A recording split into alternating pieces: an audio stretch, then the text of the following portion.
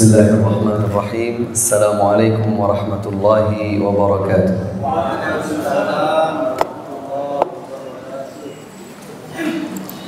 Bismillahirrahmanirrahim. Alhamdulillah wassalatu wassalamu ala Rasulillah wa ala alihi wa ashabihi wa man ittaba'a bihudahu ila yaumin nalqah. Amma ba'd.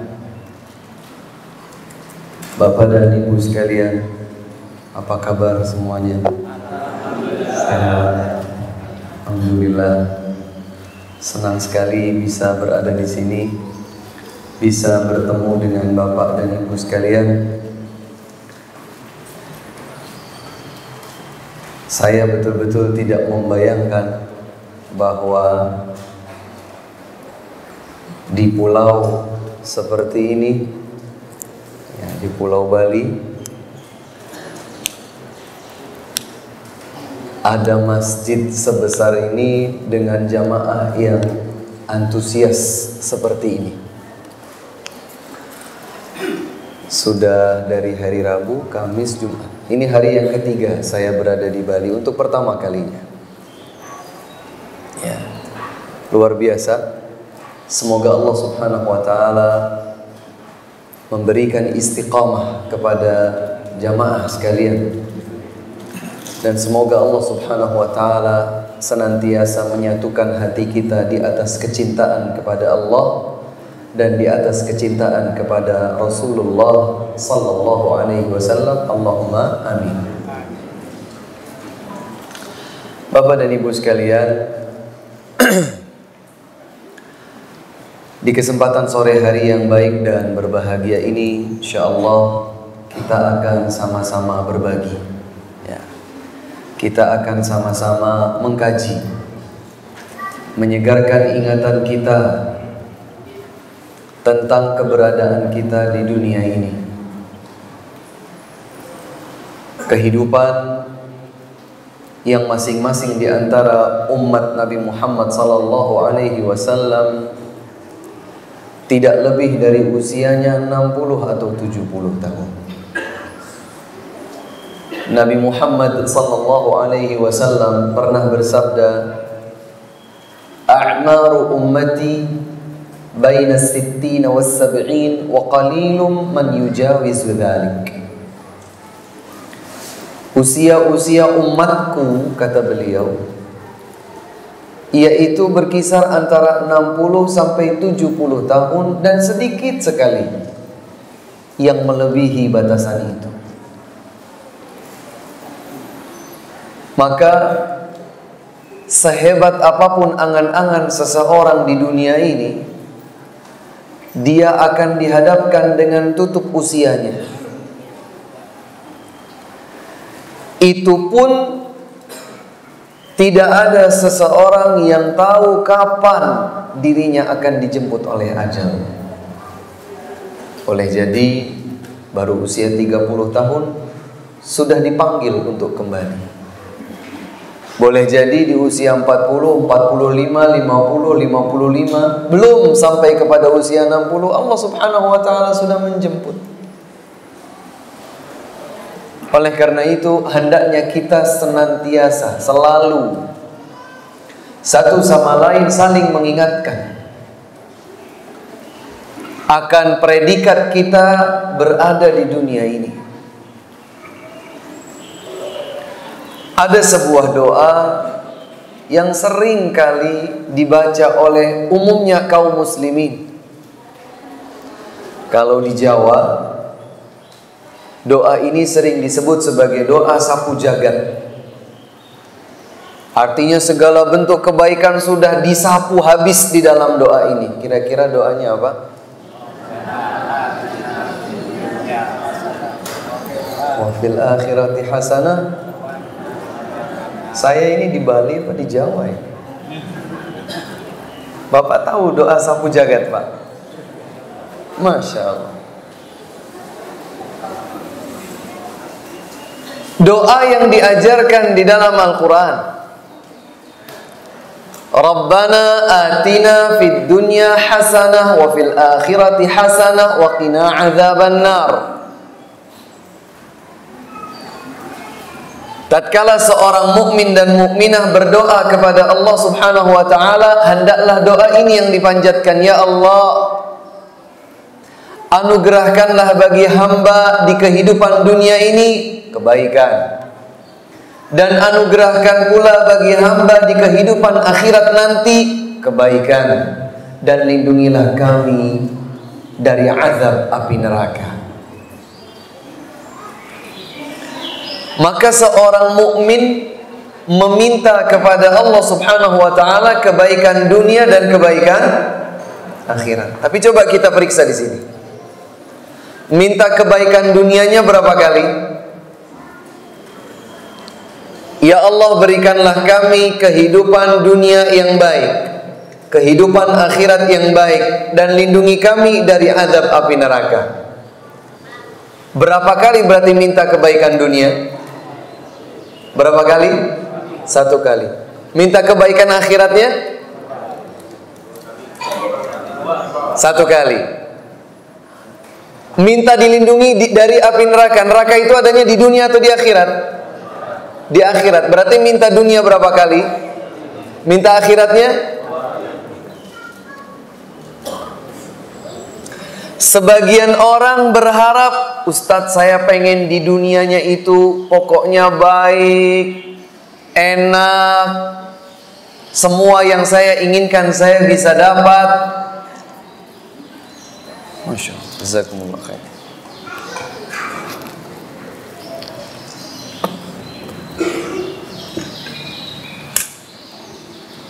Jazakumullah. Ingin bersenang-senang di dunia, tapi juga ingin bersenang-senang di akhirat.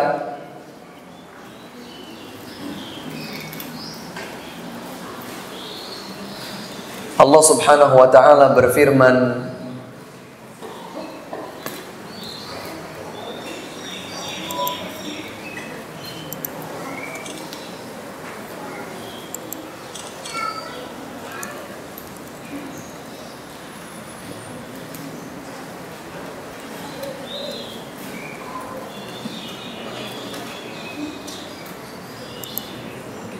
Allah Subhanahu wa ta'ala berfirman di dalam surat Al-Ahzab.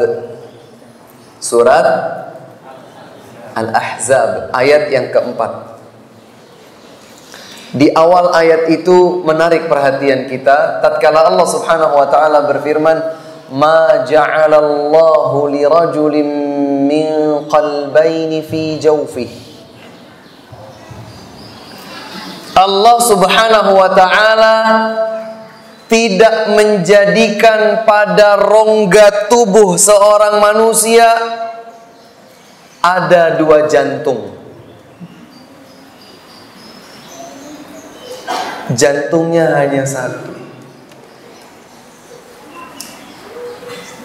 Ketetapan takdir Allah Subhanahu wa ta'ala menyebutkan bahwa tidaklah seorang manusia itu dalam 1 rongga tubuhnya dia memiliki 2 jantung.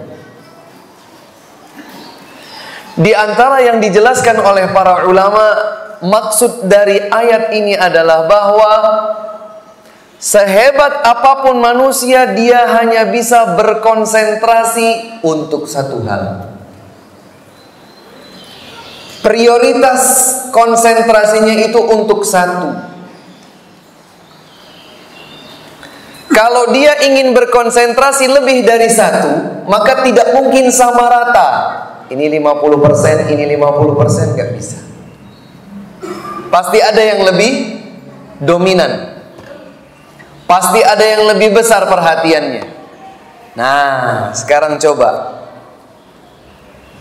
Ketika kita berdoa, Rabbana atina fid dunya hasanah wa fil akhirati hasanah wa qina adzabannar. Tadi kita sudah jawab bersama-sama. Meminta kepentingan dan kebaikan dunia berapa kali? 1 kali. Meminta kepentingan dan kebaikan akhirat berapa kali? 2 kali. Tanyakan pada diri kita masing-masing. Berarti jawabannya tidak perlu keluar dari lisan. Jawab saja di dalam hati masing-masing. Sudahkah akhirat kita mendapatkan perhatian lebih besar daripada dunia kita?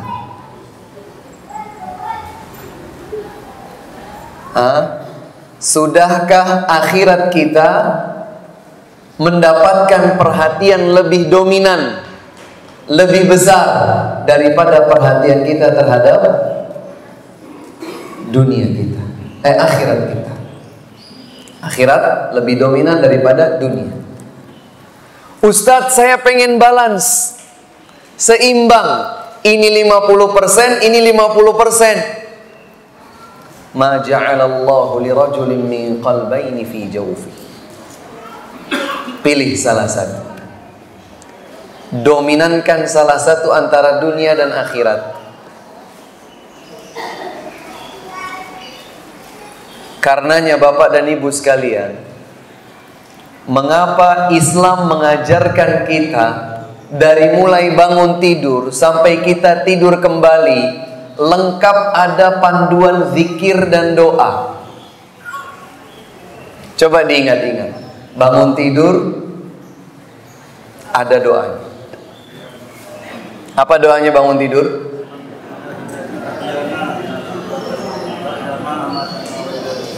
Alhamdulillah. Kemudian kita mendengar azan subuh. Mendengar azan, kita jawab Allahu Akbar, Allahu Akbar, Allahu Akbar, Allahu Akbar. Zikir. Terus kita ikuti azan. Selesai azan, kita bersalawat dulu kepada Nabi sallallahu alaihi wasallam. Allahumma salli ala Muhammad wa ala ali Muhammad kama sallaita ala Ibrahim wa ala ali Ibrahim. Allahumma barik ala Muhammad wa ala ali Muhammad kama barakta ala Ibrahim wa ala ali Ibrahim fil alamin innaka Hamidum Majid. Kemudian minta doa, berdoa kepada Allah. Allahumma rabb hadhihi da'wati tammah was salatil qa'imah ati Muhammadanil wasilata wal fadilah wa ba'athhu maqaman mahmudan alladhi. Dengan demikian ia mendapatkan janji syafaat dari Nabi Muhammad SAW nanti di hari kiamat. Sudah, kemudian kita ngulet. Tahu ngulet nggak? Di Bali tahu ngulet ya? Wah. Kemudian dia turun dari kasurnya, dari ranjang. Dia menuju kamar mandi. Didahulukanlah kaki kiri untuk masuk kamar mandi. Doa apa tidak? Apa doanya? Bismillahi Allahumma amutu wa ahya. Apa doanya masuk kamar mandi? Allahumma inni a'udzubika minal khubuthi. Jujur, tapi nggak usah bunyi ya, dalam hati masing-masing. Jujur dibaca atau tidak?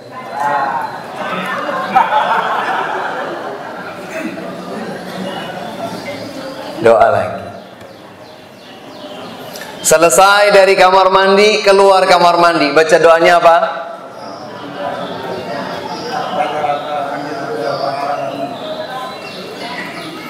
Ada doa yang sangat pendek, satu kata saja. Keluar dari kamar mandi, dahulukan kaki kanan, ghufranak. Ghufranak. Aku mohon ampunanmu ya Allah. Dalam bahasa Arab cuma satu kata Pak, tapi dalam bahasa Indonesia diterjemahkan panjang. Aku memohon ampunanmu ya Allah. Ghufranak.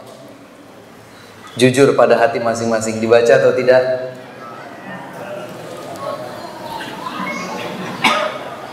Sudah. Ini baru beberapa menit Pak. Zikir, doa, zikir, doa. Kemudian kita siap-siap mau sholat. Pakai pakaian yang baik. Dipilihlah pakaian yang terbaik. Mulai bersisir, nyisir. Kalau mau sholat nyisir dulu nggak Pak? Nggak ya?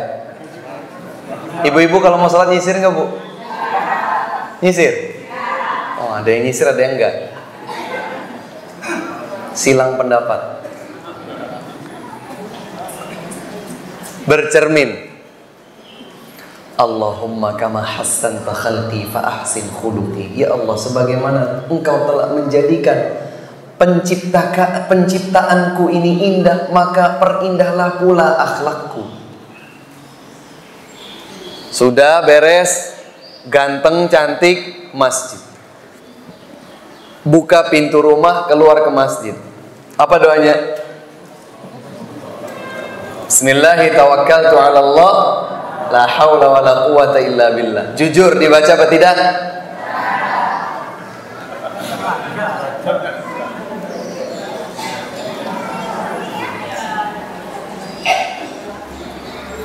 Karena kita berjalannya dari rumah menuju masjid, ada doanya, doa perjalanan menuju ke masjid. Agak panjang. Allahumma inni as'aluka fi qalbi nura, fi sam'i nura, fi basari nura, dan seterusnya. Baca atau tidak? Alhamdulillah. Alhamdulillah apa ini, Pak? Dibaca. Sampai di masjid, Pak, sandal kita lepas. Sandal yang mana dulu yang kita lepas? Sebelah kiri. Baru selanjutnya yang kanan. Masuk ke masjid kaki kanan dulu, baru kaki kiri. Gimana itu? Seorang muslim sampai berpikir teknis. Karena dia mencopot yang kiri dulu, tapi akan masuk ke masjid kaki kanan dulu. Dipikir nggak teknisnya? Alas, pokoknya masuk. Baca doa atau tidak masuk masjid? Jujur, dibaca atau tidak? Subhanallah, belum sampai setengah jam hidup seorang muslim zikir doa, zikir doa, zikir doa. Kenapa? Agar ia teringat kepada Allah, agar ia terikat hati kepada Allah, karena dia tahu bahwa hidupnya di dunia sementara dan dia kelak akan berjumpa dengan Allah Subhanahu wa ta'ala. Minta dunianya satu, minta akhiratnya dua.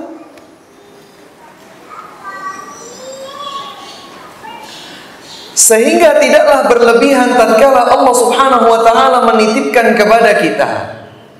Dalam surat Al-Qasas ayat 77, Allah Subhanahu wa ta'ala berfirman menyatakan, wabtaghi fima ataka Allahu ad-daral akhirah. Berharaplah engkau dari anugerah yang telah Allah limpahkan kepadamu. Dikasih sehat, dikasih normal, dikasih waktu, dikasih kekuatan, dikasih harta, dikasih semuanya. Berharaplah dengan semua yang Allah kasih untukmu ad-daral akhirah, kehidupan akhirat. Allah dahulukan di sini kehidupan akhirat. Maka saya sehat supaya saya bahagia di akhirat. Saya kuat tenaga supaya saya bahagia di akhirat. Saya panjang usia supaya bahagia di akhirat. Saya berlimpah harta supaya saya bahagia di akhirat. Ini pesan Allah dalam surat Al-Qasas ayat 77. Wabtaghi, dan berharaplah engkau pada semua yang telah Allah anugerahkan untukmu di kehidupan dunia ini. Berharap apa? Berharap kebahagiaan hidup di akhirat. Loh Ustaz, terus dunianya bagaimana Ustaz? Nah, diingatkan selanjutnya, wala tansa nasibaka minad dunya. Silakan, jangan engkau lupa jatah bagianmu di dunia secukupnya.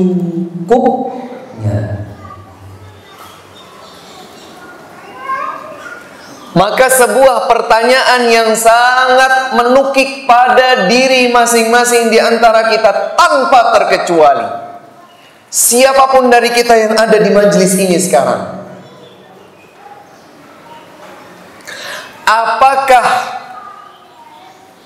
semangat, konsentrasi, motivasi untuk akhiratnya sudah lebih besar daripada semangat dan konsentrasi dan motivasi dunianya, ataukah belum?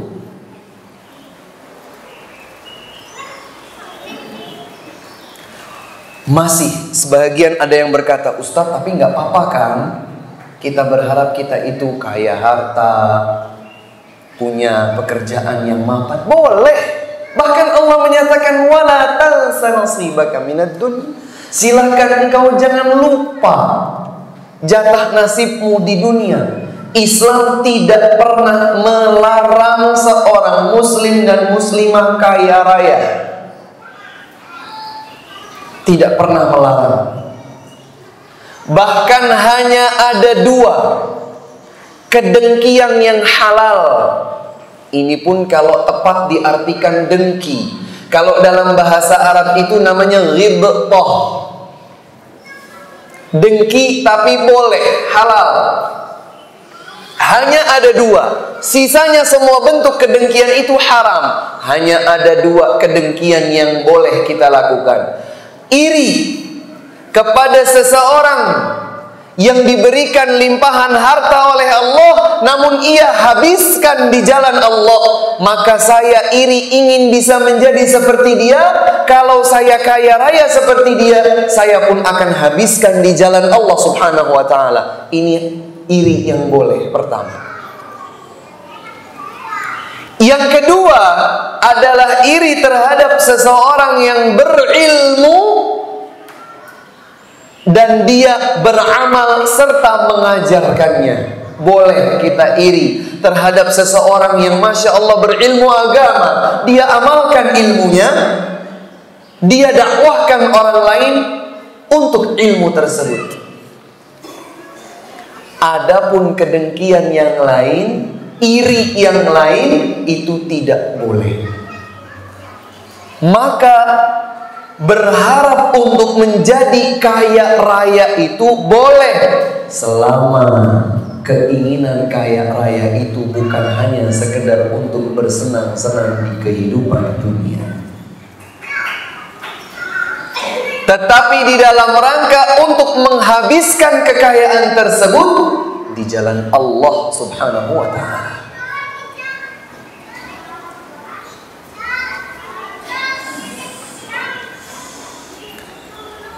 Ustadz, boleh nggak kalau di dalam hati kita itu, di dalam jantung hati kita,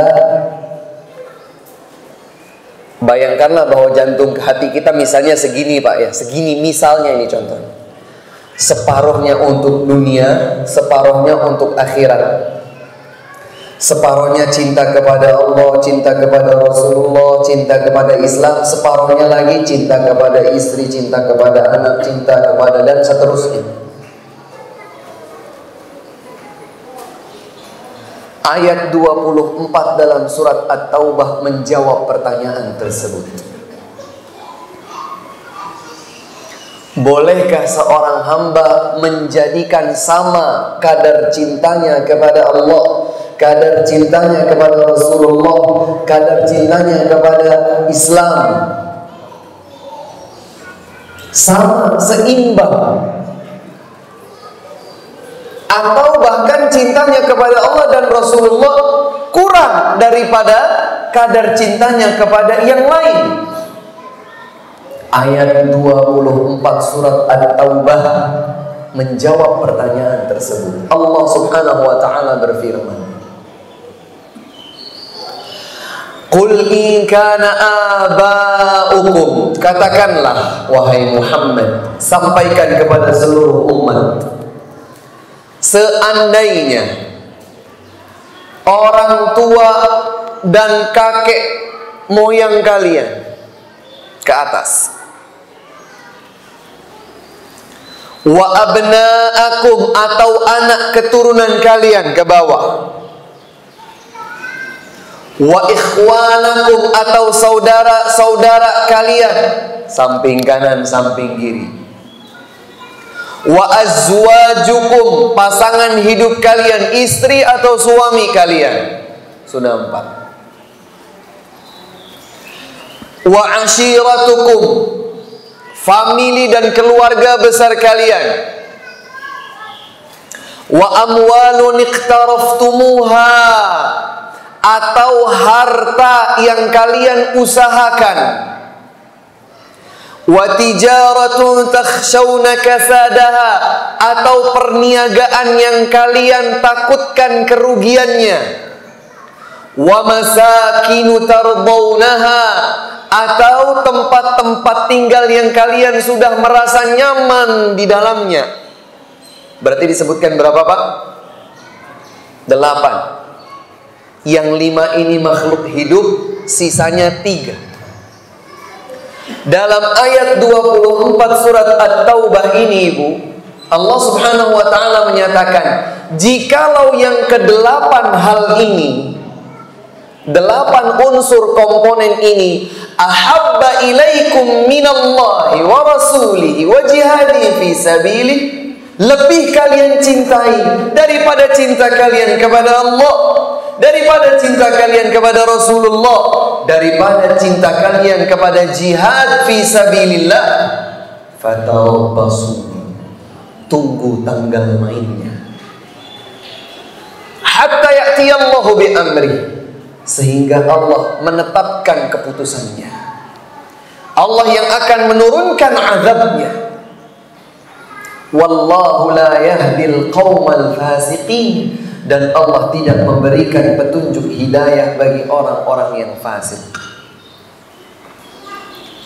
Jadi boleh kita cinta terhadap orang tua, anak, saudara-saudari, istri, suami, keluarga handai taula, harta benda, perniagaan, usaha bisnis kita, boleh. Boleh Ustaz, saya berbisnis, boleh. Cinta bisnis saya, boleh. Saya cinta tempat tinggal saya, boleh. Tapi tidak boleh lebih besar daripada cinta kita kepada Allah dan Rasulnya. Kalau ternyata itu tetap saya lakukan, apa yang akan saya dapatkan ya Ustaz? Fatarabbasu, tunggu saja. Tunggu saja. Apa yang ditunggu? Hatta ya'tiyallahu bi amrihi. Allah Subhanahu wa ta'ala yang akan menurunkan ketetapannya. Allah akan murka. Allah tidak suka. Dan ini seakan-akan merupakan ujian bagi masing-masing di antara kita. Tidak laki-laki, tidak perempuan, tidak tua, tidak muda. Kita diuji oleh Allah. Siapa orang yang tidak senang hidup di dunia ini dalam kondisi berkecukupan? Pengen apa-apa gampang, pengen apa-apa mudah. Kenapa? Duitnya tidak habis-habis. Seperti tisu, kalau diambil, seret, muncul lagi, seret, muncul lagi, seret, muncul lagi. Duitnya kayak tisu.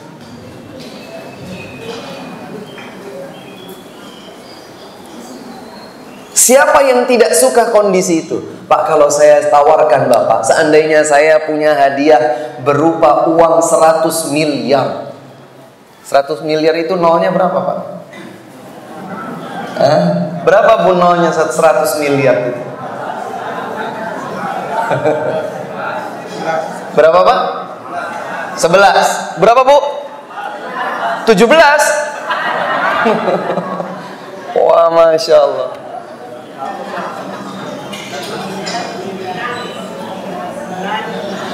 Seandainya saya bawa koper isinya dolar semua, ratusan dolar,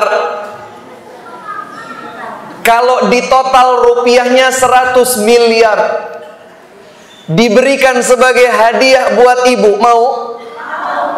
Mau? Mau? Mau tapi gini, mau. Bener-bener hadiah buat ibu 100 miliar, mau? Bener Bu? Kalau saya mau Bu. Saya mau. Seandainya seseorang sekarang punya harta 100 miliar, sesungguhnya itu adalah ujian. Allah Subhanahu wa ta'ala akan mengetahui dan melihat apa yang ada di dalam jantung hatinya. Akankah dia berubah arah? Apakah cintanya kepada Allah dan Rasulullah sallallahu alaihi wasallam masih lebih besar daripada cintanya kepada 100 miliar ini? ujian. Dan manusia itu dibuat terpukau apabila ia melihat dunia. Allah Subhanahu wa taala menyatakan zuyyina lin-nasi hubbus syahawat. Dalam surat Ali Imran ayat 14 Allah menyatakan zuyyina lin-nas hubbus syahawat. Telah dibuat indah menghiasi manusia kecintaannya terhadap syahwat. Dia bernafsu dengan syahwatnya. Minan nisa, terhadap para wanita. Laki-laki itu makanya normal kalau bersyahwat kepada perempuan atau wanita. Yang gak normal itu kalau laki-laki bersyahwat kepada laki-laki, atau perempuan bersyahwat kepada perempuan. Seperti yang berkembang di luar sana jauh, bukan di Bali insyaallah. LGBT itu. Apa LGBT? Kalangan lesbian, gay, biseksual, dan transgender. Itu orang-orang tidak normal itu.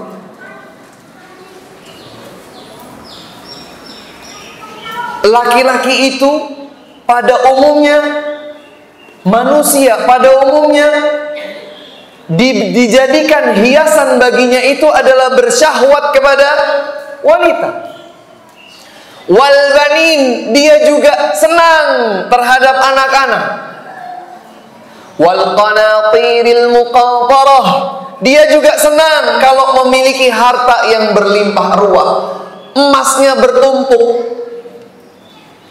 Minadz dzahabi wal fiddah, emasnya, peraknya bertumpuk. Siapa yang enggak mau? Bahkan orang itu bangun pagi, siang, sore, malam, berjibaku dengan segenap aktivitas dunia untuk mendapatkan fulus. Ma fi fulus manfus.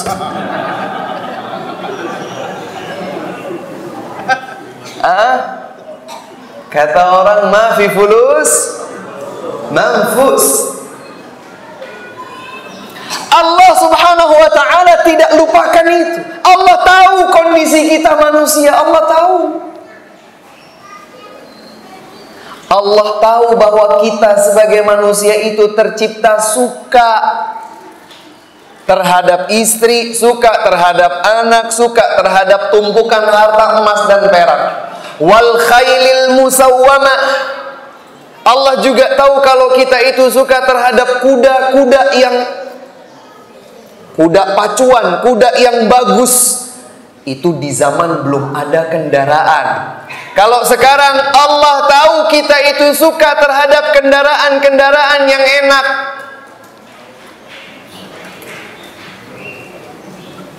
Pak, kalau Bapak dikasih pilihan hadiah, ini lagi-lagi hadiah, judulnya bagi-bagi hadiah. Dikasih 2 pilihan hadiah, boleh pilih salah satunya. Mobil tahun 85 sama mobil tahun 2016. Pilih yang mana, Pak? Jujur pilih yang mana? Bu, yang dikasih pilihan Bapak, Bu. Kok Ibu yang jawab 2016 katanya?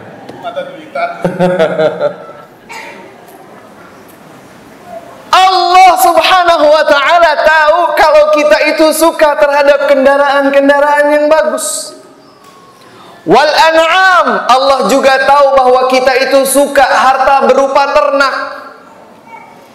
Dia beternak onta, dia beternak sapi, dia beternak kambing, dia beternak ayam, dia beternak burung. Allah tahu bahwa kita itu suka beternak. Di sini ada yang beternak. Wal an'am wal harf, dan Allah juga tahu kalau kita itu suka bercocok tanam, punya ladang, punya hutan, punya kafling tanah. Allah tahu. Kemudian Allah menyatakan, masih di ayat ini, ayat 14 surat Ali Imran, Dzalika mata'ul hayatid dunya. Semua itu adalah perhiasan kehidupan dunia. Kemudian Allah akhiri ayat ini dengan menyatakan wallahu indahu husnul ma'ab. Dan di sisi Allah ada sebaik-baik tempat kembali, yaitu surga.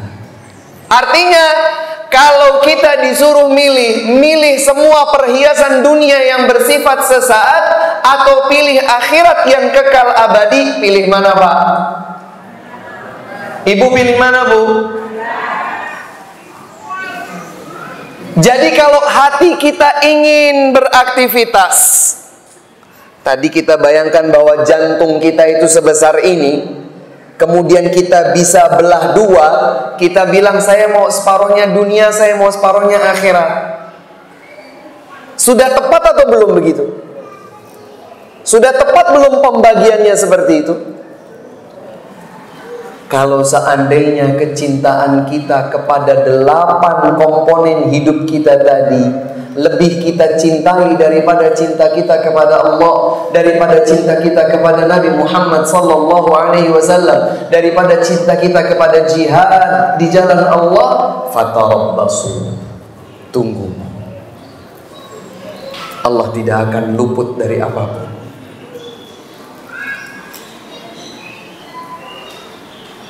Ustadz, saya jadi lemes dong ini. Gak usah lemes, biasa saja.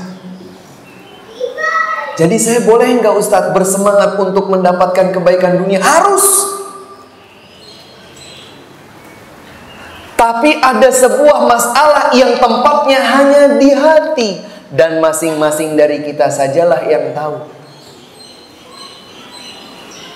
Jadi saya boleh nih Ustadz berbisnis? Boleh. Bisnis besar-besaran? Boleh. Saya boleh bangun rumah saya menjadi 2 tingkat, 3 tingkat, 4 tingkat? Boleh. Loh kenapa bikin 4 tingkat? Istri saya 4 Ustaz.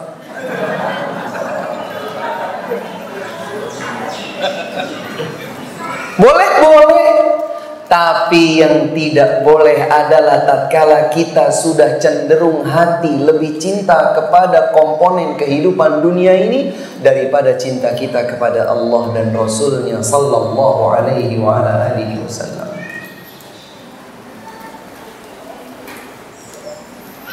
Di dalam hadis yang diriwayatkan oleh Imam Muslim, dalam hadis yang diriwayatkan oleh Imam Muslim dari Anas bin Malik radhiyallahu anhu, Nabi bersabda, la yu'minu 'abdun, tidak beriman seorang hamba, hatta akuna ahabba ilaih, sehingga aku Nabi Muhammad sallallahu alaihi wasallam tidak beriman seorang hamba sehingga aku dapat menjadi lebih dicintai olehnya min ahlihi, daripada seluruh anggota keluarganya, wa malihi, dan hartanya, wan nasi ajma'in, dan seluruh manusia. Sehingga seakan-akan ini merupakan syarat iman kepada Allah adalah menjadikan Nabi Muhammad sallallahu alaihi wasallam lebih kita cintai daripada seluruh anggota keluarga kita, daripada seluruh harta kita, daripada seluruh manusia.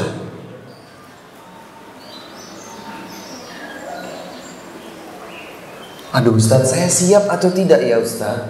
Persiapkan diri. Suatu hari Nabi Muhammad sallallahu alaihi wasallam masuk ke sebuah pasar. Sebagaimana diriwayatkan oleh Imam Muslim, masuk pasar beliau.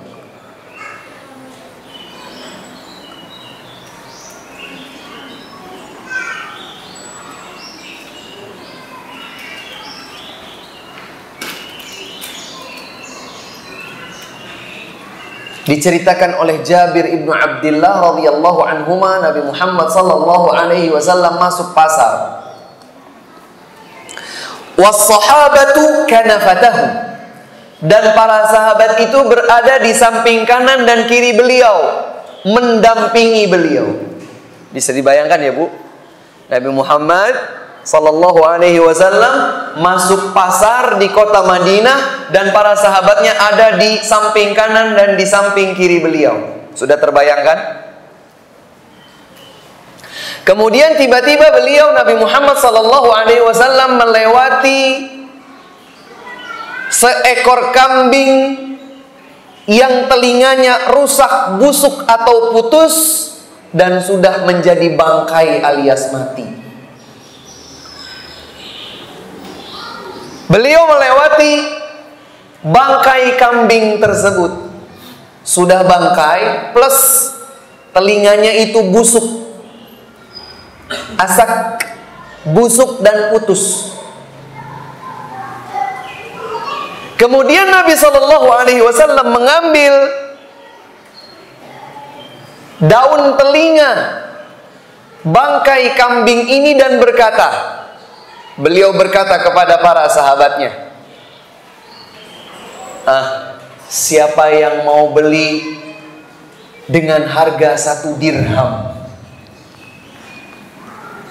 Artinya murah banget. 1 ekor kambing 1 dirham. Anggaplah 1 dirham itu 50.000. Siapa yang mau beli kambing ini seharga 1 dirham? Kemudian spontan para sahabat menjawab, berkata, wahai Rasulullah, kami tidak akan membeli bangkai kambing ini dengan harga berapapun. Nggak akan kami beli. Kemudian Nabi menawarkan lagi, kalau begitu siapa yang ingin dikasih hadiah bangkai kambing yang telinganya busuk ini? Kata para sahabatnya, Rasul, kami disuruh bayar murah, tidak mau. Kami dihadiahkan juga enggak mau. Kenapa? Karena kambing ini sudah bangkai. Kalau hidup saja kami enggak akan beli. Kalau kambing ini hidup, kami tidak akan beli. Kenapa? Telinganya putus, busuk. Maka kami tidak akan membeli. Ternyata pertanyaan Nabi SAW membawa sebuah pembelajaran. Kata beliau, lad dunya ahwanu indallahi min hadza lakum. Sesungguhnya dunia ini di sisi Allah lebih terhina daripada bangkai kambing ini di hadapan kalian sekarang. Kalian dikasih aja nggak mau, karena sudah bangkai, rusak pula. Kalian nggak mau. Kenapa? Ini nggak bernilai, ini terhina. Saya dikasih nggak mau. Kata Nabi SAW, la dunia ini di sisi Allah jauh lebih hina daripada seekor bangkai kambing yang sudah rusak telinganya di hadapan kalian. Kalian menganggap kambing ini tidak bernilai sama sekali. Demikianlah Allah Subhanahu wa ta'ala menilai dunia ini tidak ada apa-apanya. Maka kalau kita diminta untuk memilih, pilihlah sesuatu yang pasti abadi dan menjanjikan kebahagiaan. Meskipun bukan berarti pilihan kedua kita abaikan sama sekali. Saya pilih akhirat, meskipun saya tidak lupa untuk menafkahi istri, menafkahi anak, mencari kesenangan dunia sekedar sesuai kebutuhan secukupnya. Boleh nggak Ustadz saya bercita-cita punya baju koko yang bagus? Boleh. Saya bercita-cita punya kendaraan yang bagus? Boleh. Saya bercita-cita punya sebuah perusahaan, punya sebuah pabrik, yang mencukupkan nafkah bagi keluarga saya? Boleh. Tapi semakin banyak dunia itu di hadapan kita, semakin berat ujiannya. Semakin banyak dunia kita miliki, semakin besar ujiannya. Dan demi Allah, tidak ada satu manusia pun yang tercipta dalam kondisi cepat puas. Diriwayatkan dalam Sahih Al-Bukhari bahwa Nabi Muhammad sallallahu alaihi wasallam bersabda, sesungguhnya setiap anak cucu Adam, bila ia memiliki 2 lembah berisi tumpukan harta, lembah,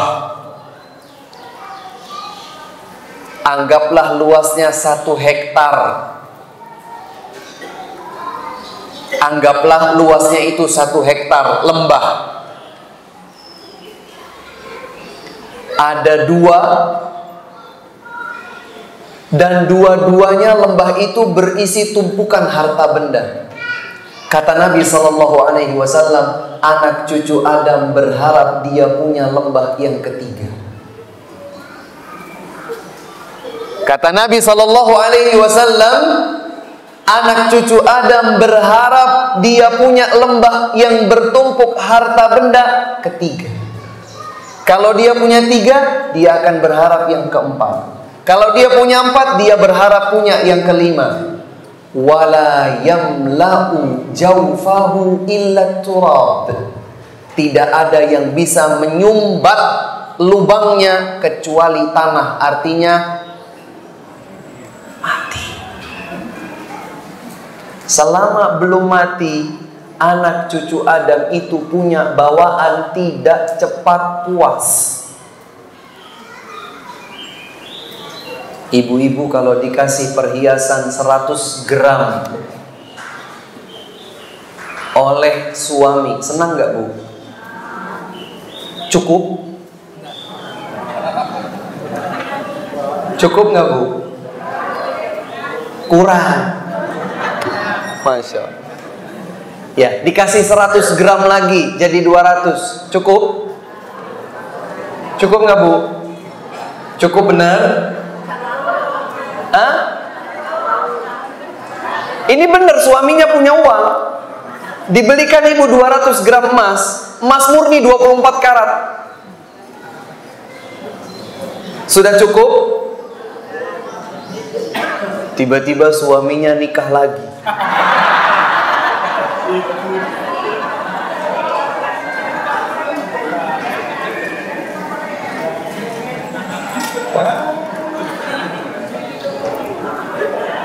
Ibu-ibu cuman kasih syarat, Pak,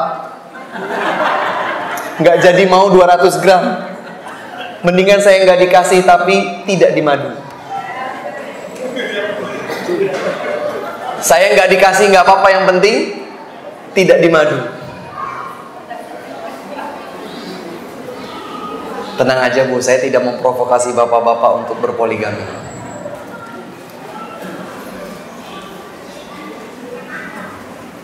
Kalau seseorang memiliki tumpukan harta, dia tetap tidak ada kata sudah cukup. Kalaulah dia berkata cukup hari ini, duitnya terpakai, sebulan cari lagi, berharap penuh. Biaya hidupnya terus terpenuhi, tapi tumpukannya juga tetap penuh utuh. Itulah harapan anak cucu Adam, dan ini dikabarkan oleh Nabi sallallahu alaihi wasallam.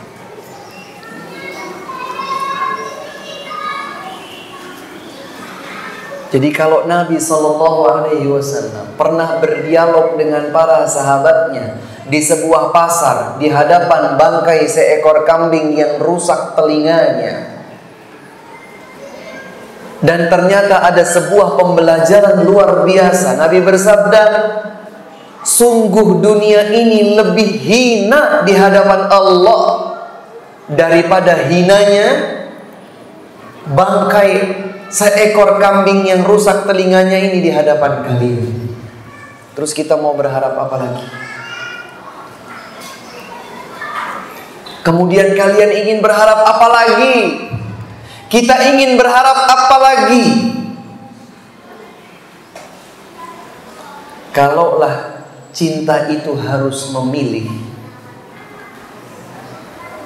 kalau cinta itu harus memilih, pilih dunia atau pilih akhirat, masih ada saja yang berpikir, Ustaz, saya pilih dunia akhirat. Boleh. Baik, mana yang lebih dominan? Mana yang seharusnya lebih besar? Cinta kita kepada dunia atau cinta kita kepada akhirat? Cintalah kepada akhirat. Cintalah kepada surga Allah. Cintalah kepada Allah. Dan berharaplah bisa berjumpa dengan Allah Subhanahu wa ta'ala dalam kondisi Allah ridha kepada kita. Berharaplah agar Allah Subhanahu wa ta'ala berkenan memperlihatkan wajahnya yang mulia. Nanti kenikmatan terbesar, kenikmatan teragung para penghuni surga adalah melihat wajah Allah yang mulia. Allah punya wajah, Ustaz? Punya. Kullu man 'alaiha fan wa yabqa wajhu rabbika dzul jalali wal ikram. Allah punya wajah, tapi wajah Allah tidak seperti wajah makhluknya. Nanti Allah Subhanahu wa ta'ala akan berkata kepada para penghuni surga, apakah kalian mau aku tambahkan kenikmatan? Para penduduk surga akan berkata, ya Allah, akan ada nikmat apa lagi? Kami sudah diselamatkan dari neraka, kami sudah dimasukkan ke dalam surga, semuanya kenikmatan. Apakah masih ada kenikmatan yang akan Engkau berikan untuk kami? Kemudian Allah Subhanahu wa ta'ala akan menyingkap tabir wajahnya, dan saat itulah seluruh penghuni surga akan merasakan nikmat yang paling agung di dalam surga, melihat wajah Allah Subhanahu wa ta'ala secara langsung.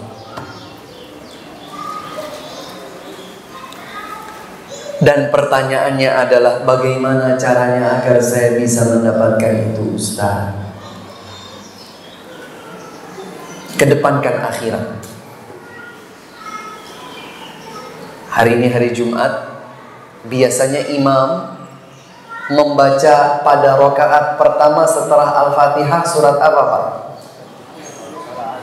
Al-A'la. Sabbihisma rabbikal a'la.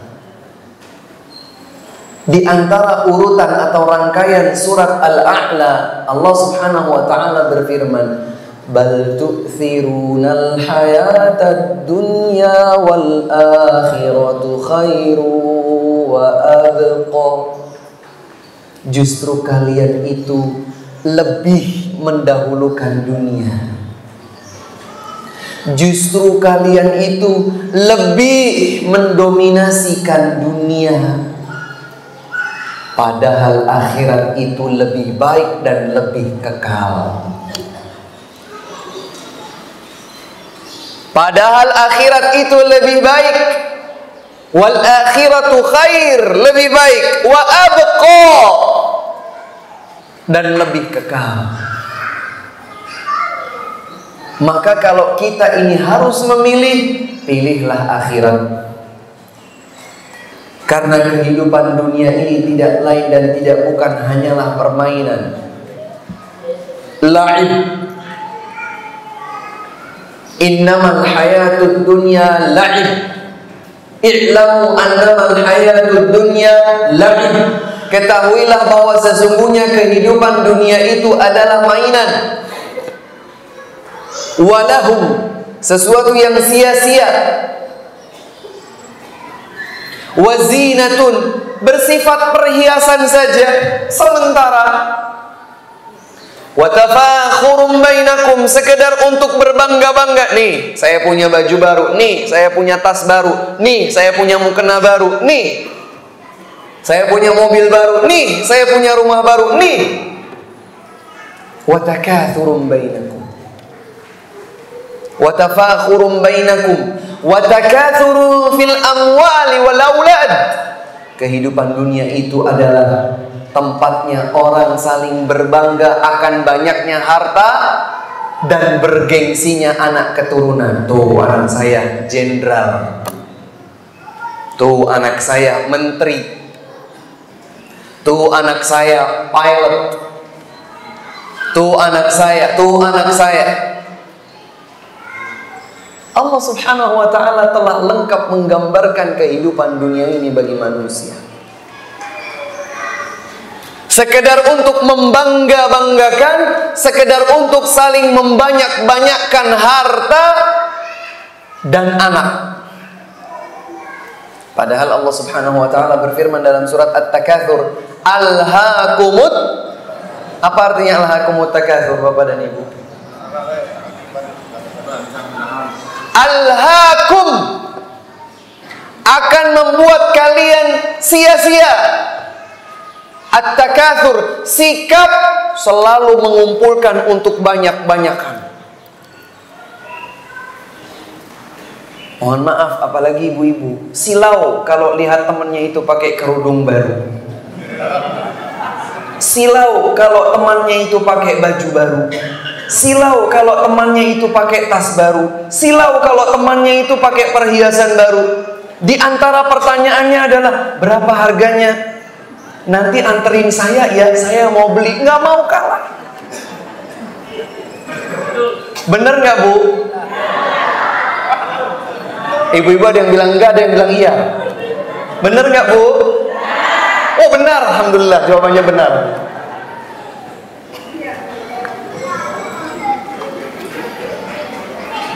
Tidak bisa diam tatkala temannya itu punya perabot baru.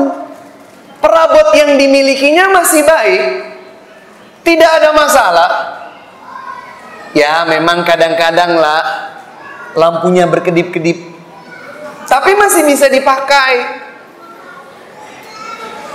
Sambil nyetrika yang lampunya sudah berkedip-kedip itu, Pak, kapan dibelikan setrika baru, Pak?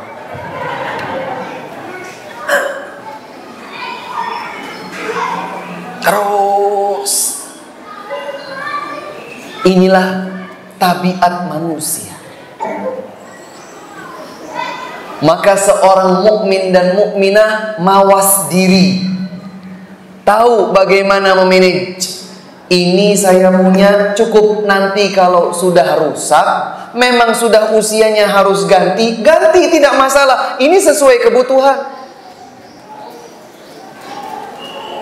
Sesuai dengan kebutuhan. Bukan kemudian kita ingin menumpuk. Ibu-ibu, baju 20 sudah cukup, Bu? Belum. Punya 20 baju kurang. Ada yang kurang, ada yang lebih, ada yang cukup.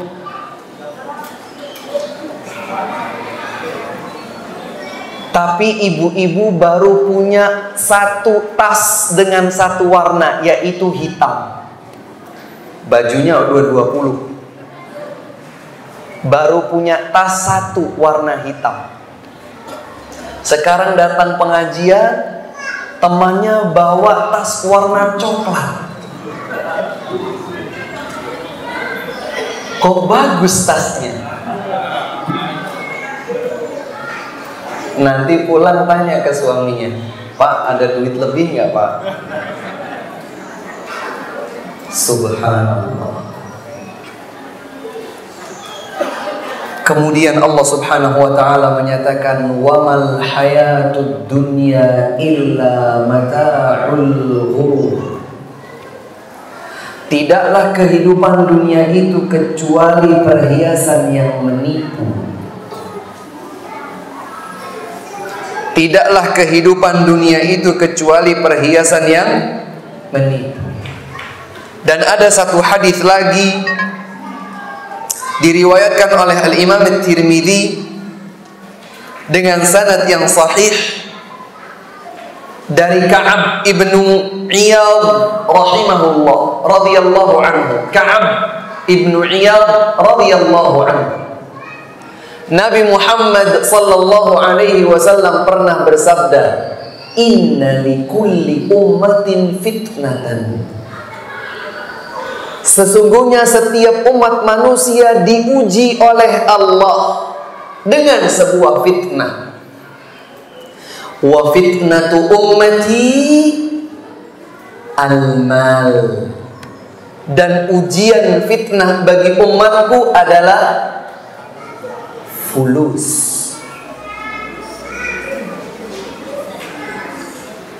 Setiap umat manusia dari waktu ke waktu, dari zaman ke zaman diuji oleh Allah Subhanahu wa taala dengan berbagai bentuk fitnah. Khusus umat Nabi Muhammad, dan beliau sendiri yang menyatakannya, wa fitnatu ummati, dan fitnah ujian bagi umatku adalah harta.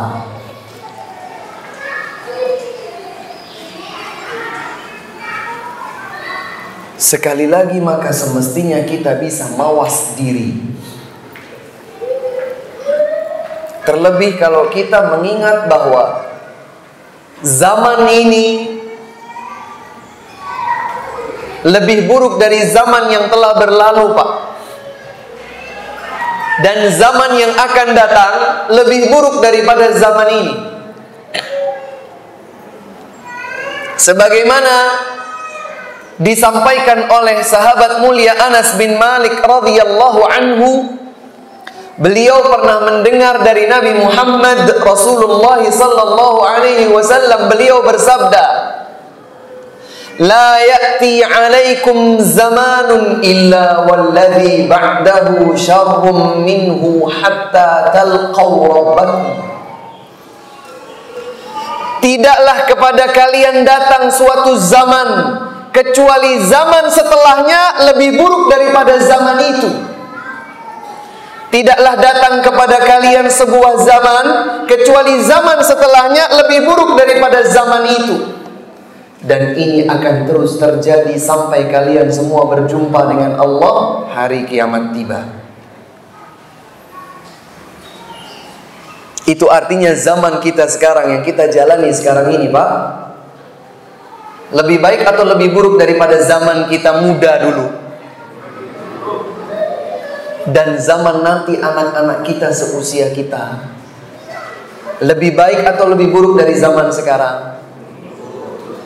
Kemudian akan kita bekali apa mereka? Kita akan bekali mereka dengan kesenangan harta dunia? Kita akan bekali mereka dengan, ayo nak, sekolah yang rajin nak, setinggi mungkin nak, agar titelmu S1, S2, S3, S00.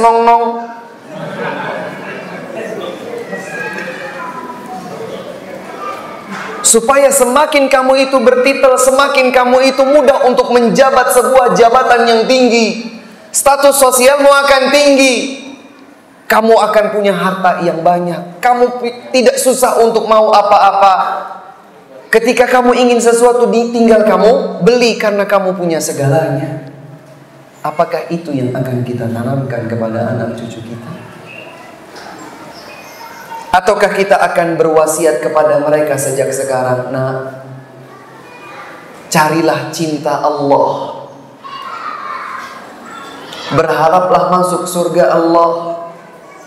Dan itu bisa kita mulai dari sekarang. Ketika anaknya makan atau minum pakai tangan kiri, Bu, misalnya, ketika anaknya makan atau minum pakai tangan kiri, diingatkan oleh orang tuanya, nah, makan dan minumnya pakai tangan kanan. Kalau dengan tangan kanan, Allah sayang sama kamu nak, nanti kamu dikasih surga. Motivasi akhirat. Kita bisa tanamkan dari sesuatu yang sederhana. Seorang anak sedang makan permen, kemudian permennya jatuh. Tersandung dia, permennya jatuh. Dia pun menangis. Mama, kenapa jatuh? Permennya kotor.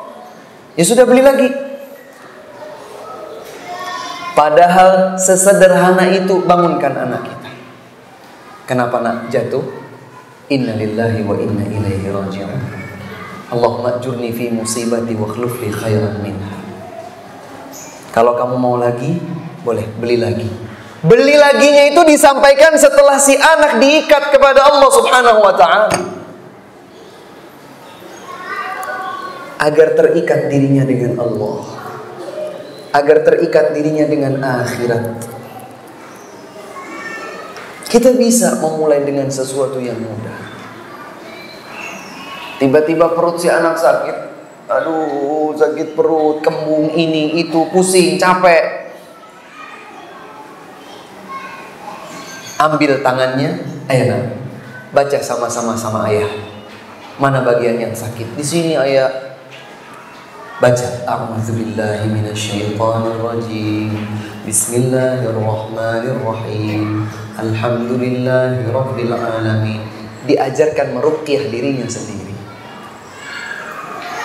Diikat dengan Allah. Akhirat yang menjadi motivasinya. Akhirat yang menjadi obsesi dirinya. Berkendaraan dengan anak, naik motor, anak ditaruh di depan atau di belakang. Bukan hanya sekedar nih. Sejak awal, ayo nak baca doa nak. Subhanalladzi sakhkhara lana hadza wa ma kunna lahu muqrinin wa inna ila rabbina lamunqalibun. Masya Allah, alhamdulillah ya Allah masih kasih kita kendaraan. Nikmatna, bersyukur kepada Allah. Terus ikatkan mereka dengan Allah, ikat mereka dengan akhirat, ikat mereka dengan kehidupan yang kekal abadi. Karena mungkin kita juga tidak akan meninggalkan banyak harta. Meninggalkan banyak harta untuk anak-anak kita juga belum ada yang bisa menjamin bahwa itu pasti terbaik. Tapi kalau kita titipkan Allah, kita titipkan agama Allah, kita titipkan motivasi akhirat, maka ketika kita wasiatkan atau kita wariskan untuk anak kita harta yang banyak, insya Allah harta itu akan dibelanjakan di jalan Allah Subhanahu wa ta'ala. Harta itu akan diinfakkan di jalan Allah Subhanahu wa ta'ala. Karena kita telah menanamkan kepada mereka kecintaan terhadap hidup akhirat. Zaman sekarang lebih buruk dari zaman yang lalu. Zaman yang akan datang, zaman anak-anak kita terus akan tumbuh dan berkembang, lebih buruk dari zaman sekarang. Maka kita harus selalu mengingat mereka dengan pentingnya memperhatikan kebaikan hidup di akhirat. Apalagi kalau seandainya virus yang namanya al-wahn telah hinggap pada diri seorang hamba.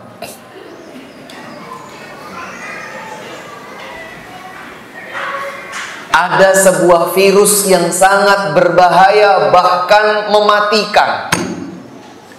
Namanya virus al-wahn. Dalam bahasa Arab ditulis alif, lam, waw, ha, nun, al-wahnu. Apa itu Ustaz? Virus yang memiliki 2 ekor. Hubbud dunya wa karahiyatul maut. Cinta kepada dunia dan enggan untuk mati. Nggak mau. Maunya hidup terus, maunya enak-enakan terus. Kecintaannya kepada dunia ini sangat melekat bahkan mengalahkan segala sesuatu. Ini adalah virus yang namanya al-wahn.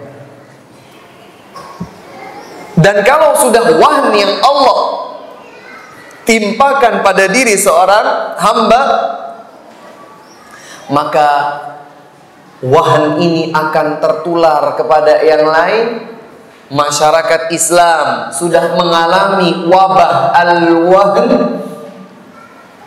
Apa yang terjadi?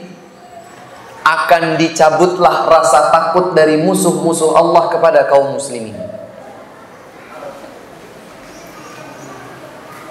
Sekarang silahkan cermati negeri yang kita cintai, negeri Indonesia ini, bumi pertiwi.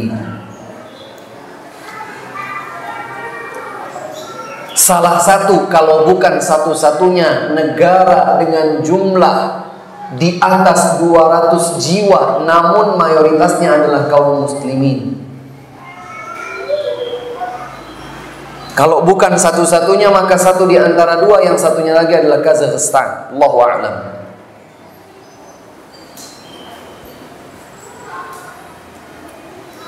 Apakah kita kaum muslimin Indonesia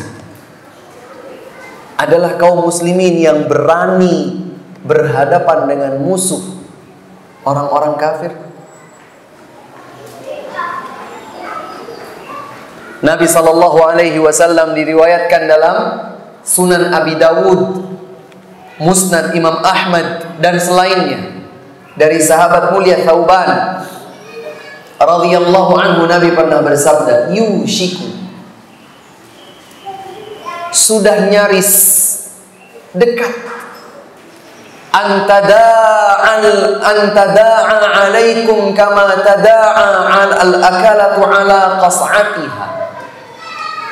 Sudah nyaris dekat musuh-musuh kalian itu menerkam kalian seperti orang-orang yang lapar menyerbu satu nampan makanan.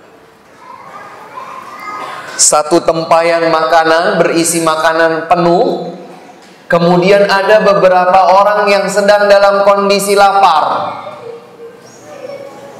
dipersilahkan untuk makan. Apa yang akan terjadi? Berebut.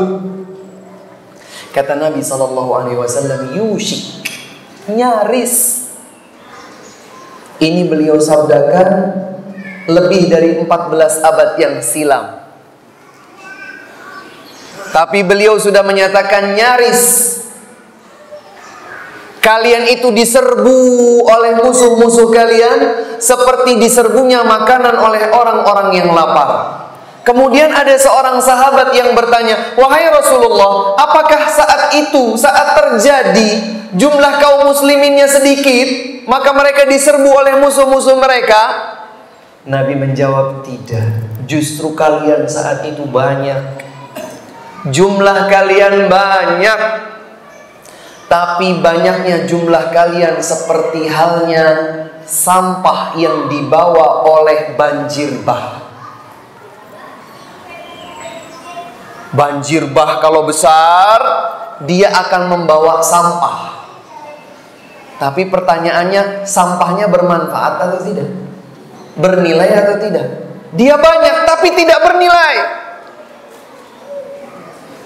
Akan kita buang, akan kita campakkan karena tidak bernilai.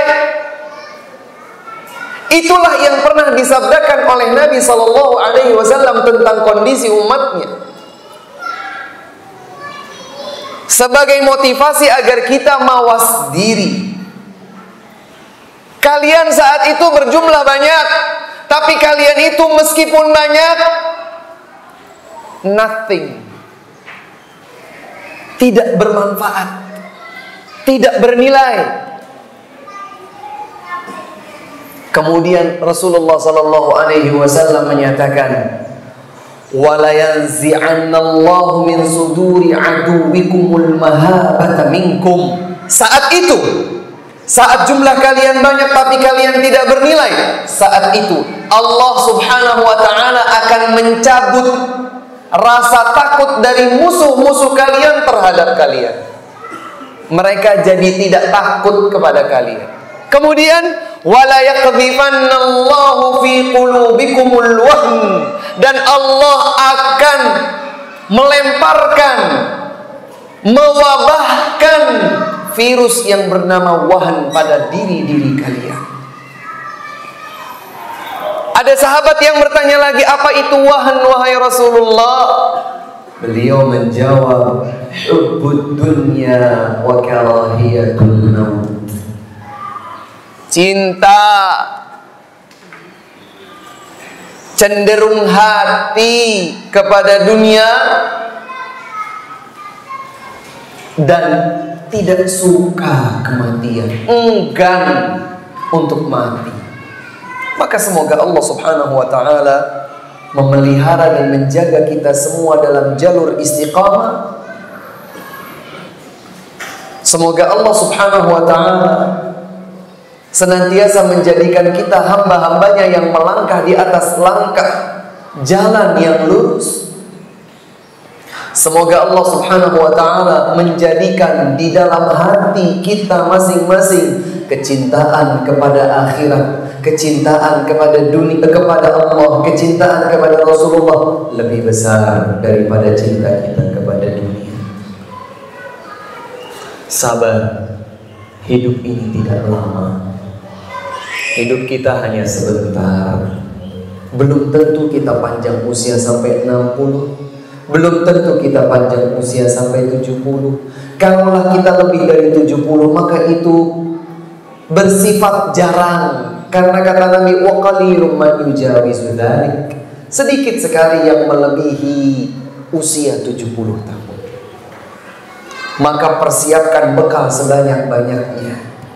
Apalagi kita berada di zaman seperti sekarang ini. Nabi SAW pernah berpesan, badiru bil a'mali fitanan kaqita'il lailil mudlim yusbihu ar-rajulu mu'minan wa yumsi kafiran wa yumsi mu'minan wa yusbihu kafiran yabi'u dinahu bi'aradin minad dunya. Bersegeralah kalian untuk beramal sebelum datang kepada kalian masa di mana fitnah itu datang bertubi-tubi, petaka dosa itu datang bertubi-tubi, seperti potongan-potongan malam. Semakin malam semakin gelap gulita. Apa yang terjadi? Seseorang di pagi hari masih mukmin, sore hari sudah menjadi kafir. Sore hari masih mukmin, di keesokan pagi sudah berubah menjadi kafir. Why? Kenapa? Yabi'u dinahu bi'aradin minad dunya. Dia jual agamanya untuk secuil dari kenikmatan dunia.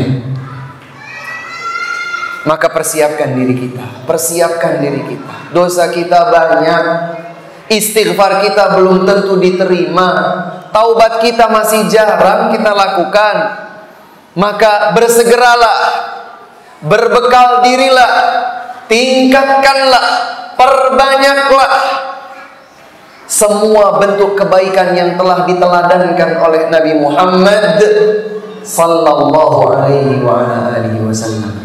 Semoga apa yang disampaikan kiranya bermanfaat, utamanya bagi diri saya pribadi, bagi keluarga dan orang-orang yang saya cintai, dan bagi para hadirin sekalian berikut orang-orang yang hadirin cintai di antara keluarga dan handai taulan. Semoga Allah Subhanahu wa ta'ala mengambil ubun-ubun kita, membimbing kita melangkah di atas jalan yang diridhoinya. Allahumma amin. Ini yang dapat kami sampaikan, kurang dan lebihnya kami mohon maaf. Wallahu ta'ala a'lamu bis-shawab wa akhiru da'wana alhamdulillahi rabbil alamin. Fadhal. Jangan ada buku biru udah nih. Khawatir belum bisa dibaca. Masalah enggak semua. Boleh.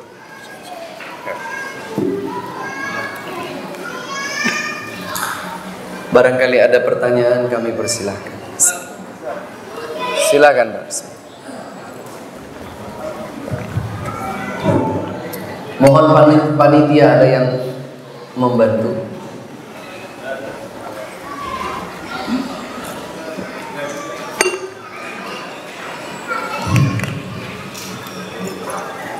Bismillahirrahmanirrahim. Assalamualaikum warahmatullahi wabarakatuh. Waalaikumsalam warahmatullahi wabarakatuh. Nama saya Muhammad Saifullah. Muhammad? Saifullah. Masya Allah, Muhammad Saifullah. Terima kasih Ustaz. Sama-sama Pak. Jadi Ustaz sudah memberikan pencerahan kepada warga muslim Kabupaten Belitung. Alhamdulillah. Mudah-mudahan kita sama-sama diridhai oleh Allah Subhanahu wa taala. Amin. Allahumma amin. Di awal tausiah Ustaz tadi, Iya. Ustaz menyampaikan bahwasanya di dalam diri kita itu tidak mungkin ada dua hal yang berbeda. Artinya di sini Allah membutuhkan loyalitas tunggal kita. Artinya kalau ada ketauhidan, insya Allah kesyirikan akan muncul. Akan tetapi kalau ada kebid'ahan, insya Allah sunnah akan muncul. Nah, pertanyaan saya adalah, kalau keadaan umat kita yang seperti ini, kira-kira apa penyebabnya Ustaz? Apakah kemusyrikan, kebid'ahan atau lain sebagainya yang telah banyak menghinggapi umat kita? Terima kasih. Assalamualaikum warahmatullahi wabarakatuh. Waalaikumsalam warahmatullahi wabarakatuh. Pertanyaan beliau cukup jelas karena terdengar insya Allah oleh semua. Sebab terjadinya penyimpangan tauhid atau yang disebut dengan syirik, penyimpangan di dalam menjalankan agama tidak sesuai dengan tuntunan yang telah dicontohkan oleh Nabi SAW. Penyebab semua itu terjadi banyak, penyebabnya banyak. Tetapi dari sekian banyak penyebab itu ada penyebab-penyebab yang pokok. Yang pertama adalah al-jahlu, kedangkalan ilmu, keterbatasan ilmu. Kalau kita itu tahu ini baik, ini buruk, maka kita akan melakukan dan mengambil yang baik, kita akan menjauh dan menghindarkan yang buruk. Tapi tatkala kita tidak tahu bahwa ini adalah buruk, maka kita tidak menghindar darinya. Tatkala seseorang itu terjatuh dalam sebuah kesyirikan atau sebuah ritual yang dinilai ibadah padahal tidak pernah dicontohkan oleh Nabi SAW, kenapa dilakukan? Karena boleh jadi dia tidak tahu. Dia belum tahu bahwa itu adalah sesuatu yang tidak benar. Itu tidak boleh dilakukan. Dia tidak tahu. Maka ini adalah muara penyebab kenapa kesyirikan tersebut atau penyimpangan ibadah tadi terjadi. Ini yang pertama. Muara penyebab yang kedua, sebab pokok yang kedua, kenapa terjadi dan tersebar luasnya kesyirikan, penyimpangan ibadah dan lain sebagainya. Yang kedua adalah al-hawa, hawa nafsu, gengsi. Seseorang sudah tahu bahwa ini buruk, dia tahu bahwa ini tidak benar, dia tahu bahwa ini tidak boleh, dia tahu bahwa ini tidak pernah dicontohkan oleh Nabi Muhammad SAW, tapi dia tetap melakukannya. Kenapa? Hawa nafsu lebih menguasai dirinya. Dan salah satu penyebab hawa nafsu itu terjadi adalah gengsi. Dan ini pernah terjadi langsung di hadapan Nabi Muhammad SAW, yaitu pada diri pamannya Abu Talib. Masih ingat Pak kisahnya Abu Talib saat didakwahi oleh Nabi SAW di atas kasur kematiannya? Nabi berkata kepada pamannya, "Ya ammi, duhai pamanku, qul la ilaha illallah." Ikrarkanlah la ilaha illallah. Dengan itulah engkau akan masuk ke dalam zona Islam. Satu kalimat yang akan aku tampilkan di hadapan Allah untuk memberikan pembelaan syafaat kepadamu. Tapi kemudian di sisi yang lain ada Abu Jahal dan ada Abdullah ibnu Abi Umayyah, dua tokoh pemuka kesyirikan. Keduanya berkata kepada Abu Talib, Abu Talib, kamu mau tinggalkan agama nenek moyangmu? Kamu mau benci terhadap agama Abdul Muttalib ayahmu?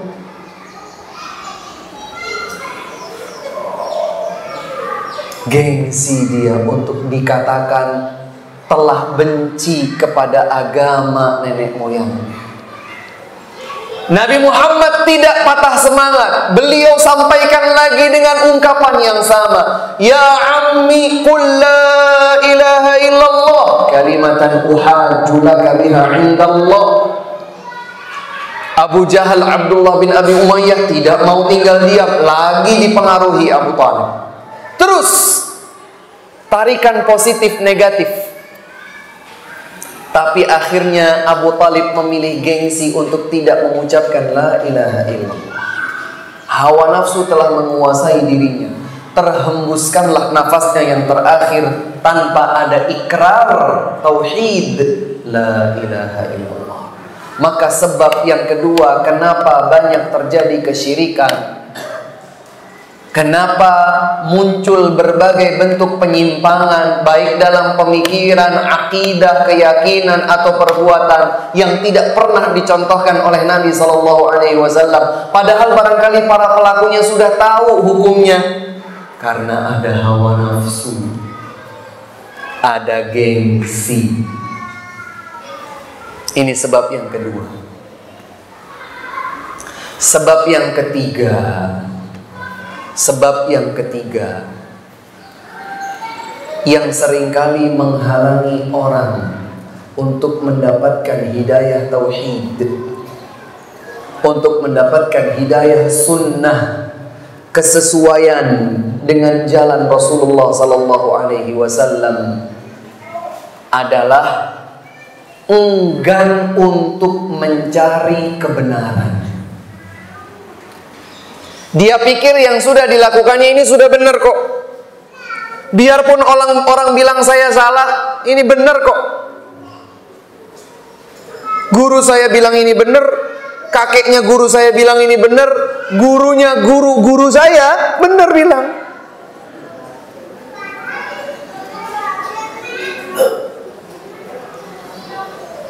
Dia enggan untuk mempelajari kebenaran, sehingga ia terkurung oleh kurungan kebodohan tadi yang kembali kepada muara pertama. Maka ini adalah 3 pokok muara penyebab kenapa masih banyak terjadi di tengah-tengah kita berbagai bentuk kesyirikan dan penyimpangan. Padahal Allah pernah berfirman, Pak, walau anna ahlal qura amanu wattaqaw lafatahna alaihim barakatin minas samai wal ard walakin kadzabu fa akhadnahum bima kanu yaksibun. Seandainya penduduk sebuah negeri beriman dan bertakwa kepada Allah, maka kami akan bukakan untuk mereka pintu-pintu keberkahan dari langit dan bumi. Bumi Indonesia ini subur makmur. Siapa yang bilang bahwa negeri Indonesia ini miskin? Demi Allah, Pak, Indonesia itu negara yang kaya. Tapi tatkala sebagian masyarakatnya meninggalkan iman, meninggalkan takwa kepada Allah, bagaimana mungkin akan terbuka pintu langit dan bumi untuk dilimpahkan keberkahan untuk Indonesia? Sekedar perbandingan. Saya tidak sedang memuji-muji satu negara yang akan saya sebutkan, tapi realita berkata, Saudi Arabia tandus, Pak. Tidak mudah kita menanam tanaman di sana. Sementara Indonesia sampai sekarang ini ada beberapa jenis tanaman cuman kayu. celep, tumbuh. Subur Indonesia ini. Perikanannya kaya, perhutanannya kaya, tambangnya kaya, minyaknya juga cukup. Tapi kenapa? Kenapa hutang negara ini banyak? Kenapa kondisinya carut marut? Mungkin sebagaimana firman Allah tadi, walau anna ahlal qura amanu wattaqau. Seandainya penduduk sebuah negeri itu beriman dan bertakwa kepada Allah, jangan kemudian masing-masing berharap seluruh penduduk Indonesia yang kaum muslimin beriman bertakwa. Ciptakan iman dan takwa pada diri masing-masing. Satu. Semuanya berupaya untuk beriman, bertakwa, beriman, bertakwa, beriman, bertakwa, beriman, bertakwa. Semuanya masing-masing berupaya, maka akan terbentuk komunitas kaum muslimin yang beriman dan bertakwa kepada Allah Subhanahu wa taala. Janji Allah tidak mungkin dipungkiri. Allah akan buka pintu-pintu keberkahan langit dan bumi.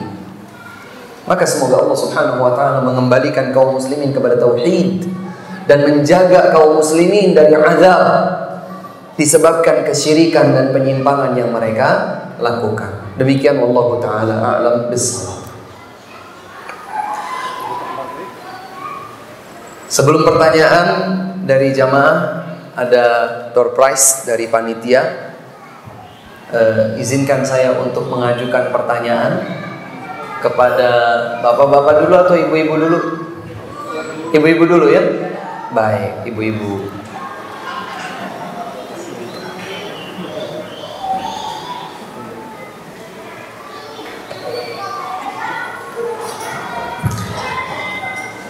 Ibu-ibu, kira-kira dalam surat apa kita diajarkan tadi berdoa Rabbana atina fid dunya hasanah wa fil akhirati hasanah wa qina adzabannar? Silakan. Ayatnya tahu Bu? Iya, ayat 200, 201, 202. Silakan Ibu. Oh, sudah ada ya? Sudah ada ya? Baik. Bapak-bapak, masa mau kalah sama ibu-ibu? Ada 8 komponen dunia yang apabila lebih kita cintai daripada cinta kita kepada Allah, kepada Rasulullah, kepada jihad, maka Allah mengancam kita dengan tunggulah. Itu terdapat dalam surat apa, ayat berapa? Wah, ini yang ngacung duluan di belakang, yang jawab di sana. Silakan Pak, dua-duanya dapat Pak, monggo Pak. Silakan Pak, silakan. Iya. Wa iyyakum barakallahu fikum. Ada yang bisa menyebutkan 4 dari 8 komponen ini setengahnya? Silakan Pak. Anak-anak, saudara-saudara, istri-istri, kaum keluarga. Masya Allah. Silakan Pak. Yes. Silakan. Barakallahu fikum. Ibu.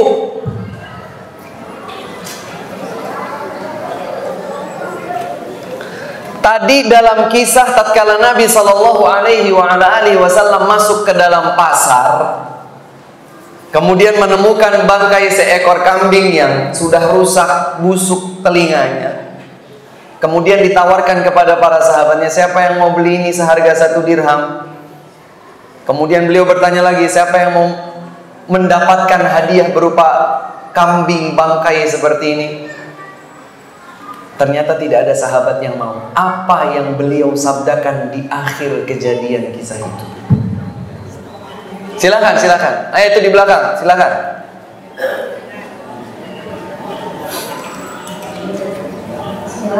Ya. Iya. Demi Allah bahwa dunia ini lebih hina di hadapan Allah daripada bangkai kambing ini di hadapan kalian. Baik. Bapak-bapak, masih ada 2. Boleh nggak Pak, kita itu bersemangat mencari dunia. Boleh? Boleh. Bisnis boleh? Ada yang bisa menyebutkan dalilnya?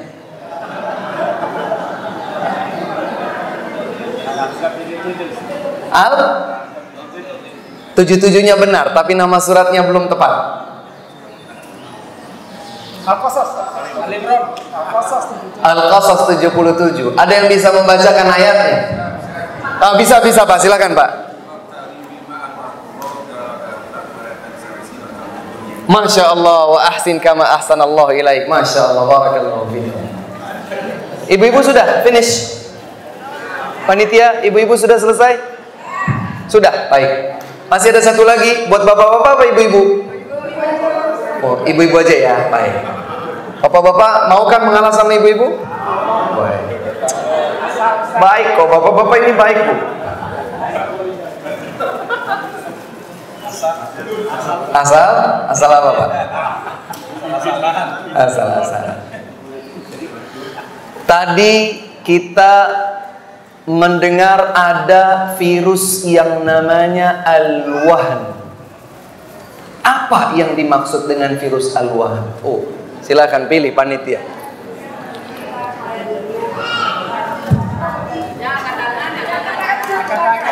Saya ikut sama panitia.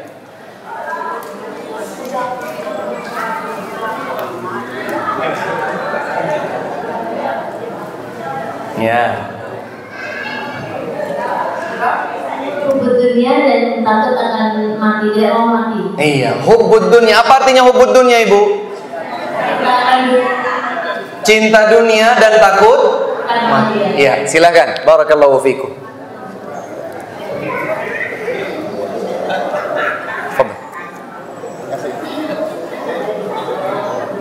Cukup ya? Atau mau door prize lagi? Minta sama panitia. Baik, silakan. Bila ada pertanyaan lagi, kami persilahkan. Kenapa Pak? Sudah mendekati maghrib. Silakan, kita berhenti sampai jam berapa ini?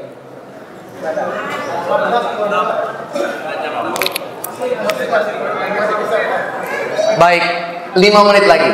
Barangkali nanti ada yang ingin persiapan untuk sholat dan seterusnya. Silakan Pak, 5 menit dari sekarang. Assalamualaikum warahmatullahi wabarakatuh. Waalaikumsalam warahmatullahi wabarakatuh. Umar, Masya Allah. Al-Khalifatul Tsani. mudah-mudahan sifatnya bisa. Amin. Barakallahu Fikum barakallah. Saya jika mendengar tausiah Ustaz dari awal sampai akhir, lalu dalam benak saya terbayang ada umat Islam. Iya. Sementara ini kan saya pernah baca sudah 2 miliar di dunia Islam sudah terbesar. Kalau Gairudina Nasrani dan dipisah, Kristen dan Katolik dipisah, itu sudah terbesar. Baik. Kenyataannya lalu kita semua paham seperti apa kita sekarang ini. Apakah pertama pertanyaan saya, apa yang disampaikan oleh Rasul Sallallahu Alaihi Wasallam itu sudah nyampe yang pertama. Yang kedua, saya melihat keadaan umat yang seperti sekarang. Contohnya di Indonesia, saya seorang pendidik kebetulan. Seorang pendidik, Masya Allah. Guru Ustaz, bukan Ustaz, ya, guru. Guru atau dosen? Guru Ustaz, kelas sekolah.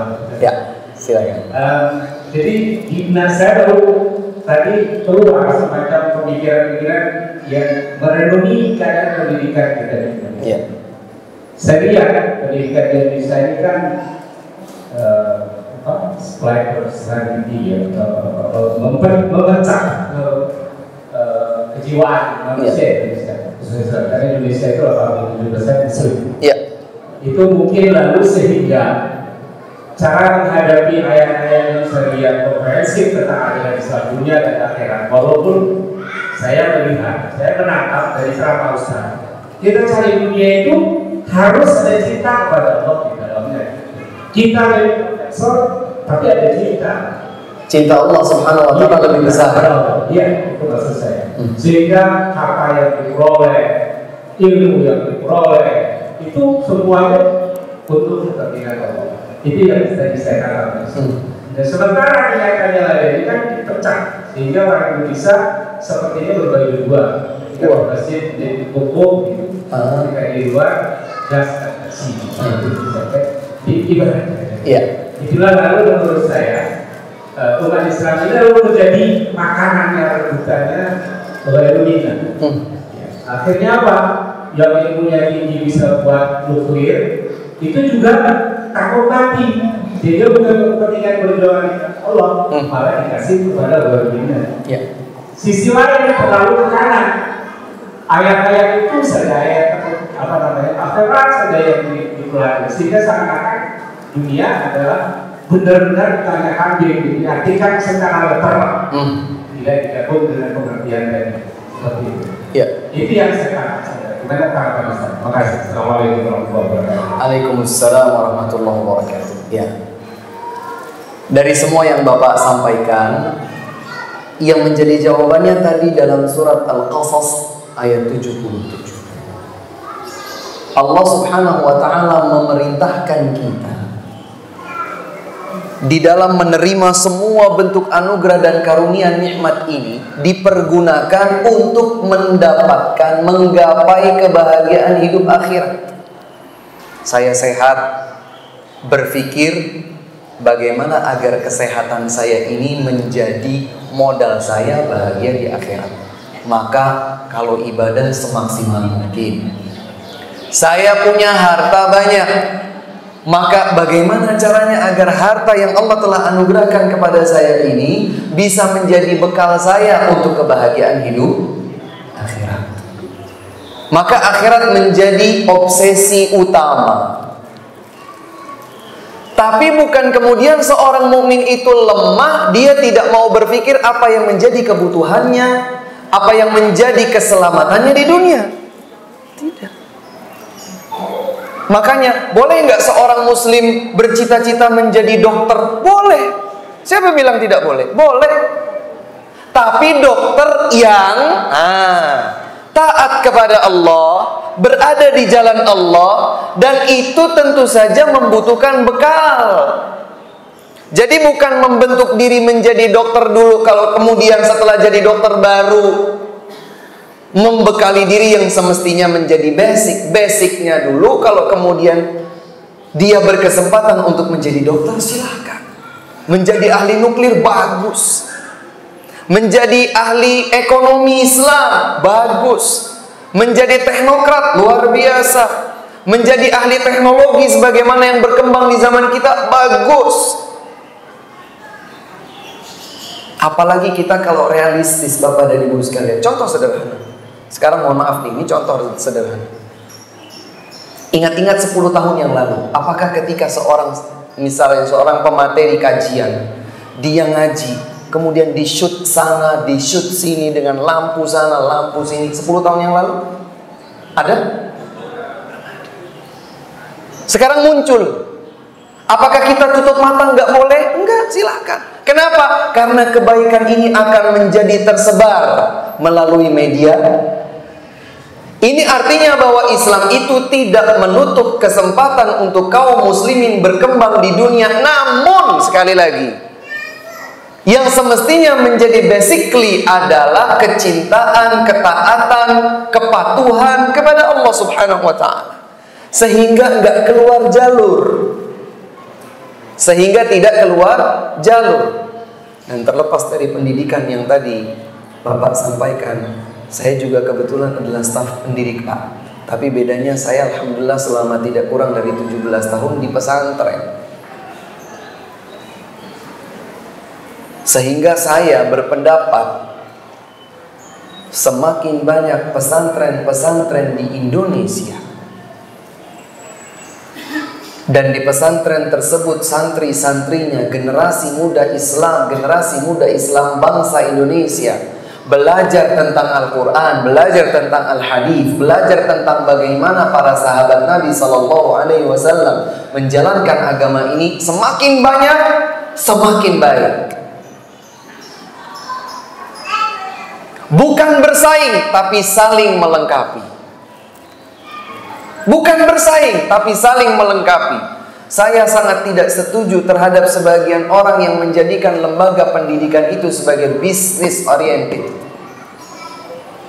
Lembaga pendidikan bukan bisnis.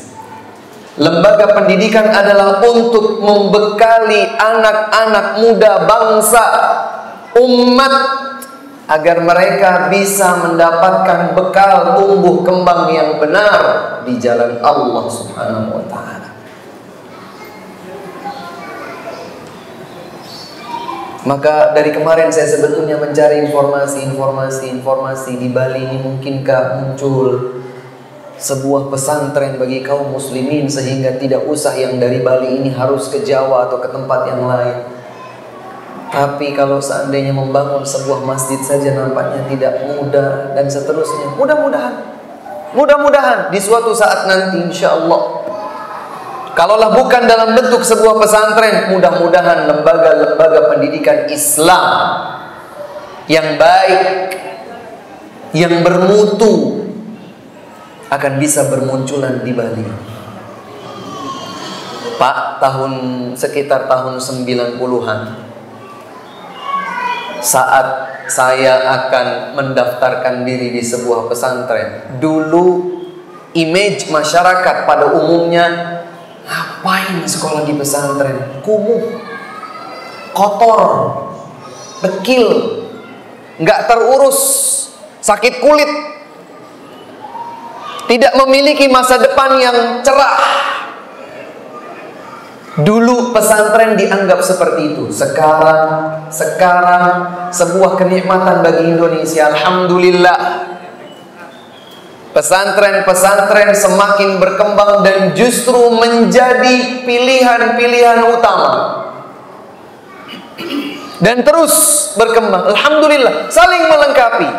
Pendidikan umum memberikan bekal hal-hal yang bersifat umum untuk kebaikan generasi bangsa ini. Lembaga-lembaga pendidikan Islam seperti pesantren dan yang lainnya memberikan pembekalan rohani, memberikan pembekalan jiwa agar mereka juga menjadi generasi yang tangguh iman dan takwa mereka di jalan Allah Subhanahu wa ta'ala. Intinya adalah bahwa Islam menjadikan kita seorang hamba yang mestinya bisa menempatkan segala sesuatu tepat pada tempatnya. Akhirat kedepankan, jadikan obsesi utama, dan jadikan keperluan-keperluan dunia ini tidak terabaikan sesuai dengan kebutuhan dan realita yang kita hadapi. Barangkali demikian, Allahu ta'ala a'lam bishawab.